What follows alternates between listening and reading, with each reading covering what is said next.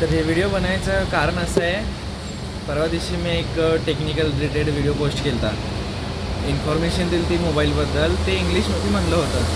तर आपल्या दुकानाला जे व्हिजिट करतात किंवा असे जे ओळखते ते व्हिडिओ बघते, सबस्क्राईब केलेला आहे माझ्या चॅनलला, बेल नोटिफिकेशन ऑन केलेली आहे, तर त्यांनी मला पर्सनली किंवा असं समोरासमोर भेटून म्हणलेलं आहे की तुम्ही बनवलेला व्हिडिओ खूप चांगला आहे, पण फक्त तुम्ही जे इंग्लिशमध्ये बोलला आहे ना ते त्यांना रिकॉल झालेलं नाही किंवा ते त्यांना कळालेलं नाही आहे.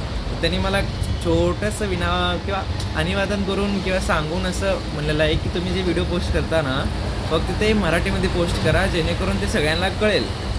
तर मी जे पहिला व्हिडिओ पोस्ट केला होता ते इंग्लिशमध्ये केला होता, कारण सोशल मीडियावर कसं आहे सगळ्यात जास्त जे आपली जी यूथ पिढी आहे किंवा जे जेनजी जनरेशन आहे किंवा सध्याची जी जनरेशन आहे त्यांना सगळ्यांना इंग्लिश जे आहे ना परफेक्टली येतं आहे, त्यासाठी ते केलं होतं. तर इथून पुढे सगळे व्हिडिओ मराठीमध्ये येतील. धन्यवाद.